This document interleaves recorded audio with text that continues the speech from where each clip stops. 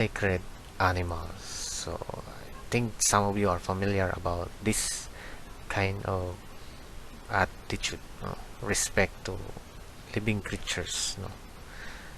Even mosquitoes, as far as I know, they don't really do something about it.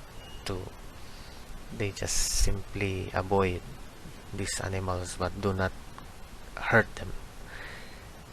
Next is food is an important part of life for Hindus. Most don't eat beef or pork, and many are vegetarians. So a lot of Hindus are vegetarians. Lastly, Hinduism is closely related to other Indian religions, including Buddhism, Sikhism, and Jainism. So these are just basic Hindu concepts. No, maybe you are wanted to learn more about the details of how they really practice their religion, no?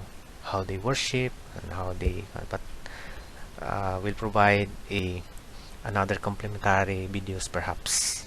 Okay. At this point, I would like to share the symbols that they have. No? So for us Christianity, we have the cross. No. In Hinduism, there are two symbols that are very much important. Number one is swastika. This word means good fortune or being happy in Sanskrit, because this is their language, and the symbol represents good luck. No? Next is Om. The Om symbol is composed of three Sanskrit letters and represents three sounds, A, U, and M. So Om, which when combined are considered a sacred sound. So just like us, they have songs and phrases. They also have this book that really talks about the songs. No? Okay, here are the holy books of Hinduism. Hindus value many sacred writings as opposed to one holy book. So they have a lot of books divinely revealed, received by their saints and sages in their religion. So the primary sacred text is known as the Vedas, which were composed around 1500 BC. So the Vedas are made up of the following: the Rig Veda, the Samaveda, Yajurveda, and Atharva Veda. So here you will find the contents, where you find the philosophy, the religion, the customs of the Hindus. And they believe that the Vedas transcend all time and don't have beginning or end.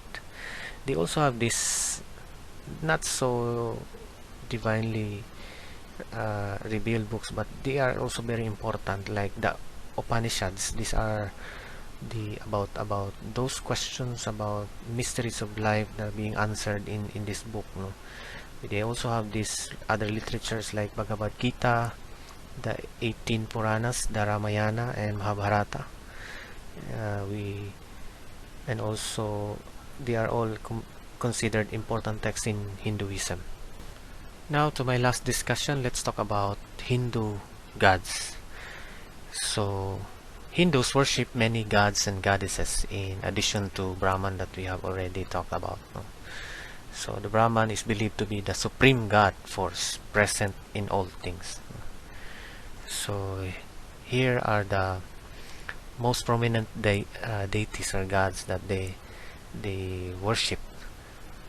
So first is the Brahma, the god of responsible for the creation of the world and all living things. And next is Vishnu. This is the god that preserves and protects the universe. And Shiva is the god that destroys the universe in order to recreate it. So these three are, I believe, and perhaps what I known is that they are Trinitarian, because they are the God who creates, the God who preserves, and the God who destroys. Now other gods and goddesses that are known is Devi, the goddess that fights to restore Dharma. We also have Krishna, the god of compassion, tenderness, and love. Lakshmi, the goddess of wealth and purity, and Saraswati, the goddess of learning. So according to Hinduism, the three gods rule the world. As I have told you, the Trinitarian God, Brahman, the creator, Vishnu, the preserver, and Shiva, the destroyer. So Lord Vishnu did this job of preserving the world by incarnating himself in different forms at times of crisis. So they they have this idea of avatar. So the general name for God in Hinduism, as I have said, is Brahman. And the name of the divine essence within us is Atman. So this Atman will once again go back from where it came from. So this soul has, so meaning each of us has this soul, and it has this relation to the great soul that they call Brahman. So this is what they believe. So they are one and the same, infinite and finite and eternal. So God is, this is what they believe, God is present in all creation. God's manifestation in creation goes by many names. It is the one infinite, eternal, divine being that is manifesting in countless ways. So as I have said, they have this idea of Brahman, and the analogy perhaps that I can also share with you is from the SCP that I have provided you, that God, their God is manifest in different things, like a person at the same time being called a father, a son, a friend, a worker, and by by those people who is connected to him. So as or her, a special relationship goes with each name. Thus the same divine Lord has been addressed as Shiva, Vishnu, and as a divine mother, Kali, Durga. So God can also manifest as an extraordinary being in human form, who is then known as an incarnation of God, such as Krishna, Rama. So since it is the one infinite God alone that is being looked at different ways, all these manifestations can be prayed to for help and protection. So this is how they understand the manifestations of God in their religion. Okay, so now I will provide you a complementary video to help me explain this religion. So minutes of discussion will not be enough to really explain the whole religion of Hinduism, but I will provide you a complementary video. So that's all for my discussion. Thank you for listening. So if you have questions, feel free to message me.